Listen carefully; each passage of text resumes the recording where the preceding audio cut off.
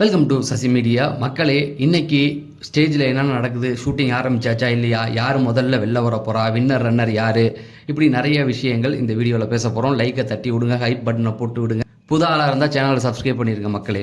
First எடுத்த உடனே யார் வெளியில் வரப்போகிறா அப்படின்னு கேட்டிங்கன்னா, விக்கல்ஸ் விக்ரம் அவர்கள் வெளியில் வரப்போகிறதா சொல்கிறாங்க.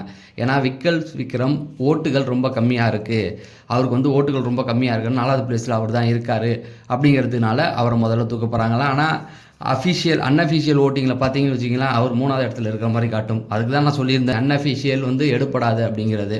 அதையும் தாண்டி அவனுங்க என்ன மனசில் வச்சுருக்காங்கன்னு ஒன்று இருக்கு இல்லையா. ஏன்னா இந்த சீசன் முழுக்கவே அவங்க எதையுமே ஃபாலோ பண்ணல. ஓட்டிங்கில் பொறுத்த வரைக்கும் நாங்கள் என்ன முடிவு எடுக்கிறோமோ அதுதான், நீங்கள் சொல்கிறது கிடையாது அப்படிங்கிற மாதிரி சொன்னாங்க. இப்போ கூட அது உண்மையாக பொய்யான்னு தெரில. அவனை ஓட்டிங் படிலாம் எதுவும் பண்ண மாட்டாங்க, அவங்களுக்குன்னு ஒரு ஆர்டர் ஒன்று இருக்கும், அதைப்படி தான் அவங்க பண்ணிகிட்டு இருப்பாங்க. அதனால் விக்கல்ஸ் விக்ரம் அவர்கள் வெளியில் வராரு ஃபஸ்ட்டு அப்படிங்கிற மாதிரி செய்திகள். இவர் எப்படி வர போகிறாரு அப்படின்னு பார்த்தீங்கன்னா, ஏதாவது ஒரு செலிப்ரிட்டி உள்ளே போகலாம், இல்லை ஏதாவது ஒரு டாஸ்க் வைக்கலாம், க்ரியேட்டிவாக ஒரு டாஸ்க் ஒன்று வச்சு அதன் வழியாக அவரை வெளியில் கூட்டு வரலாம் அப்படிங்கிற மாதிரி எதிர்பார்க்கப்பட்டுக்கிட்டு இருக்குது. இல்லை அப்படின்னா விஜய் சேதுபதி அவர்கள் உள்ளே போய் அவரை கூட்டு வரதுக்கு வாய்ப்புகள் இருக்குது. இந்த 3 விஷயங்களில் ஏதோ ஒன்று நாளைக்கு நடக்கும், அவ்வளோதான். இப்போ ஈவிபியில் ஷூட்டிங் ஸ்டார்ட் பண்ணியாச்சு. இந்த ஷூட்டில் என்ன அப்படின்னு பார்த்தீங்கன்னா, இந்த எக்ஸ் கண்டஸ்டன்ட் எல்லாருமே அவங்களுடைய திறமைகளை காட்டி கொண்டிருக்கிறார்கள், கொட்டுகிறார்களாம். முக்கியமாக பார்த்தீங்க அப்படின்னா, கானா வினோத் இறங்கி ஒரு சம்பவம் பண்ணியிருக்காரு. அந்த சம்பவத்தில் தண்ணி பழத்தை ரொம்ப கலாய்ச்சி ஒரு ஜாலியாக ஃபன்னான ஒரு எலமெண்ட்டாக அது இருந்தது அப்படிங்கிற மாதிரி செய்திகள் வந்துக்கிட்டு இருக்கு. பிரஜன் சென்ட்ரா இவங்க 2 பேரும் என்ன பண்ணியிருக்காங்கன்னா, ஒரு ஜாலியான ஒரு பர்ஃபார்ம் கொடுத்துருக்காங்க. அது மக்களுக்கு பிடிச்ச மாதிரி ஒரு செய்தி வந்திருக்கு. வியானா எஃப்ஜே இவங்களுடைய ஒரு சம்பவம் அங்கே உள்ள நடந்திருக்கு.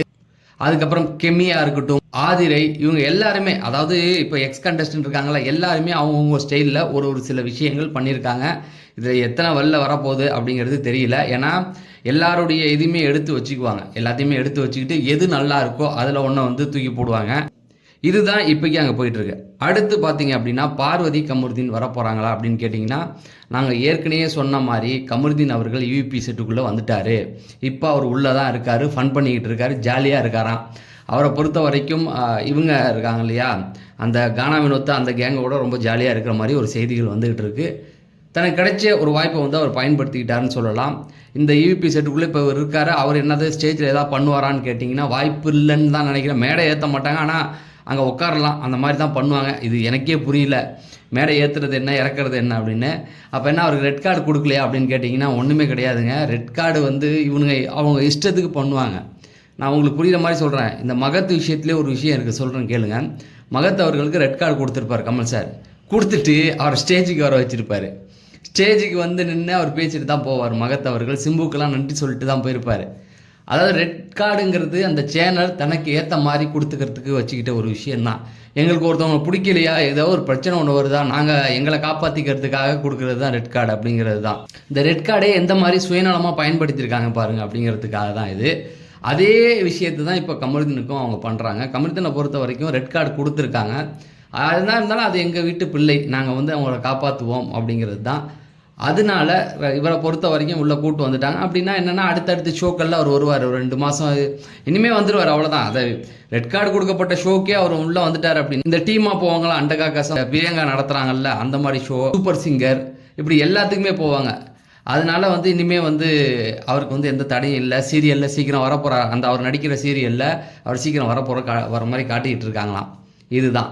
அப்போ பார்வதியா என்னன்னு கேட்டிங்கன்னா, வெளியில் ஒரு டீம் எங்கள் அக்கா வரப்போகிறது கிடையாது, அவங்க வேறு மாதிரி சம்பவம் பண்ணியிருக்காங்க, வாய்ப்பை கூப்பிட்ருக்காங்க, விஜய் டிவி தூக்கி அடிச்சிருக்காங்க, அந்த வாய்ப்பை எங்களுக்கு வேணாம் அப்படிங்கிற மாதிரி இந்த மாதிரியான செய்திகளை பரப்பிக்கிட்டு வராங்க. அது ஒன்று. அவங்க ஒருவேளை வந்த வாய்ப்பை வேணாம் அப்படின்னு சொல்லியிருந்தாங்க, சேனல் கூப்பிட்டு வரலன்னு சொல்லியிருந்தாங்கன்னா, அதுக்கப்புறம் லைஃப்பில் எப்போவுமே இந்த சேனல் பக்கம் அவங்க உள்ளே வரவே முடியாது. இந்த சேனலில் கிடைக்கிற லைம்லைட் வேறு எங்கேயுமே கிடைக்காது அப்படிங்கிறது தான். அதாவது விஜய் டிவியில் கிடைக்கிற அந்த புகழ் வேறு எங்கேயுமே கிடைக்காது அப்படிங்கிறது தான். அதை அவங்க ஒரு வேளை தவற விட்டுருந்தாங்கன்னா, அதாவது நான் சொல்லலை, சோஷியல் மீடியாவில் சில செய்தி போடுறாங்க, தவறப்பட்டிருந்தால் வாழ்க்கையில் வேறு எந்த சேனலில் போனாலும் நீங்கள் கீழே தான் இருக்கணும், இங்கே இருந்தால் மட்டும்தான் சீக்கிரம் சினிமாக்குள்ளே நுழைய முடியும் அப்படிங்கிறது தான். அது என்ன அப்படிங்கிறது தெரியல. அதே போல் ஒருவேளை நாளைக்கு வரத்துக்கு வாய்ப்புகள் இருக்குன்னா கண்டிப்பாக வாய்ப்புகள் இருக்குது. ஏன்னா பார்வதிக்கு நல்லாவே தெரியும், இந்த சேனலில் கிடைக்கிற புகழ் வேறு எங்கேயுமே கிடைக்காது. இதை ஒரு தடவை தவற விட்டால் லைஃப்பில் கடுப்பு உள்ளுக்குள்ளே இருந்தாலும் சிரிச்சா மாதிரி மூஞ்ச வச்சுட்டு ஒரு இடத்துல நின்று தான் ஆகணும். ஏன்னா இதை தவிர விட்டா அதுக்கப்புறம் வேறு எங்கேயுமே வாய்ப்பு தர மாட்டாங்க அப்படிங்கிறது தான். அதனால ஒருவேளை நாளைக்கு வரத்துக்கு வாய்ப்பு இருக்குது. இல்லை சோஷியல் மீடியாவில் சில செய்திகள் போட்டுக்கிட்டு இருக்காங்க இல்லையா, அது உண்மையாக இருந்ததுன்னா அவ்வளோதான். இதுக்கப்புறமா வந்து விஜய் டிவி பக்கமே அவங்க வரப்போகிறது இல்லை அப்படிங்கிறது. ஆனால் கமருதீனை பொறுத்த வரைக்கும் அமைதியாக இருந்தான். அந்த ரெட் கார்டை வந்து ஏற்றுக்கிட்டு அமைதியாக போயிட்டு தன்னுடைய வேலையில் பார்த்து மக்களை சந்தித்ததே வந்து சூப்பர். பார்வதியும் அதை பண்ணியிருக்கலாம். ஆனால் அவங்க என்ன பண்ணிட்டாங்க, சோஷியல் மீடியாவில் செய்திகளை ஷேர் பண்ணுறது, அவங்க அம்மா ஒரு பேபியை எடுத்து ஷேர் பண்ணுறது, மற்றவங்களுடைய இதை வந்து ஷேர் பண்ணுறது, இந்த மாதிரியான விஷயங்கள் எப்படின்னா மற்றவங்களை சேனலில் கடுப்பாக்கிக்கிட்டே இருந்தது. என்ன இவங்க இப்படி பண்ணிக்கிட்டே இருக்காங்கன்னு. வெளியிலையும் வந்து பார்வதிக்காக சப்போர்ட் பண்ணுறவங்க சேனலை வந்து போட்டு ரொம்ப மட்டம் தட்டி கேவலமாக அசிங்கப்படுத்திக்கிட்டே இருந்தாங்க. அதெல்லாம் வந்து ஒருவேளை சேனல் உள்ளவங்கள கடுப்பேற்றிருக்கலாம். அதுக்காக கூப்பிடாமல் இருந்திருக்கலாம். ஆனால் வெயிட் பண்ணி பார்ப்போம் நாளைக்கு இருக்காங்களா அப்படிங்கிறத. விஜய் சேதுபதியோட எபிசோடு நாளைக்கு தான் ஸ்டார்ட் பண்ணுவாங்க. வின்னர் யார் இருக்கு, ரன்னர் யார் இருப்பாங்க அப்படிங்கிறது இதுவரைக்கும் முடிவுகள் அறிவிக்கப்படவில்லை. சிலர் வந்து சொல்லுவாங்க இவங்க ஜெயிச்சிட்டாங்க அவங்க ஜெயிச்சிட்டாங்கன்னு. அவங்கெல்லாம் யாரை சொல்கிறாங்களோ ஜெயிச்சாங்கன்னா அவங்களுக்கான ஆதரவாளர்கள், அவ்வளோ. திவ்யா ஜெயிச்சிட்டாங்க அப்படின்னு சொன்னால் திவ்யாவோட சப்போர்ட்டர் சேனலாக இருப்பாங்க. சபரி ஜெயிச்சிட்டா சபரியோடைய ஆதரவாளராக இருப்பாங்க. ஏன்னா இன்னும் எந்த ஒரு முடிவையும் சேனல் வந்து தரப்புலேருந்து வெளியில் ரிவீல் பண்ணலை. முடிவை எடுத்துட்டாங்க, இங்கே வெளியில் அவங்க சொல்லலை. அதுக்கு முன்னாடியே அவங்க செய்தி போட்டுக்கிட்டு இருந்தாங்கன்னா அவங்களுடைய சப்போர்ட்டராக இருப்பாங்க, அவ்வளோதான். அதை வந்து நம்ம நாளைக்கு தான் தெரியும். குறைஞ்சது வந்து 2 மணிக்கு மேலே தான் வந்து அதெல்லாம் நமக்கு அப்டேட் பண்ணுவாங்க. அதுக்கு முன்னாடி அப்டேட் பண்ண மாட்டாங்க. முதல்ல கொஞ்சம் கொஞ்சமாக ஷூட் பண்ணி அதெல்லாம் எடிட் பண்ணி நம்ம சேனலுக்கு தேவையானதெல்லாம் எடுத்து போட்டுக்கிட்டு இருப்பாங்க. ஏன்னா ஒரு 2 மணி நேரமோ 3 மணி நேரத்துக்கு மேலே நடக்க போகிறது. கொஞ்சமாக ரெடி பண்ணி அவங்க வந்து முதல்ல அந்த ஃபுட்டேஜ்லாம் எடுத்து வச்சுருவாங்க. கடைசியாக அதாவது ஷூட்டிங் ஆரம்பிக்க போகிறதுக்கு முன்னாடி மட்டும்தான் வின்னர் ரன்னராக அறிவிப்பாங்க. அதை வந்து பொறுத்து இருந்து தான் பார்க்கணும். இப்போ அரோரா வந்து உள்ளே தான் இருக்காங்க, ஃபைனல் ஸ்டேஜில் அவங்க இருப்பாங்க அப்படிங்கிறது நல்லாவே தெரியுது.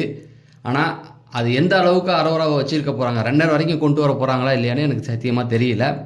ஒருவேளை கொண்டு வரதுக்கும் வாய்ப்புகள் இருக்குது.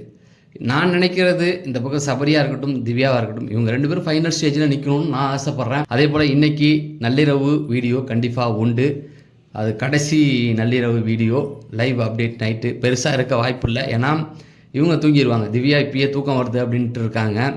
அரோரா ஆல்ரெடி தூங்கிட்டாங்க. சரி, சபரி விக்ரம் இவங்க 2 பேரும் கொஞ்சம் கண்டிப்பாக பேசிக்கிட்டு தான் இருப்பாங்க. அதில் என்னென்ன பேசுகிறாங்க அப்படிங்கிறத ஓரளவுக்கு நான் உங்களுக்கு அப்டேட் கொடுக்குறேன் அப்படிங்கிறத சொல்லி விடைபெறுறேன். நன்றி, வணக்கம்.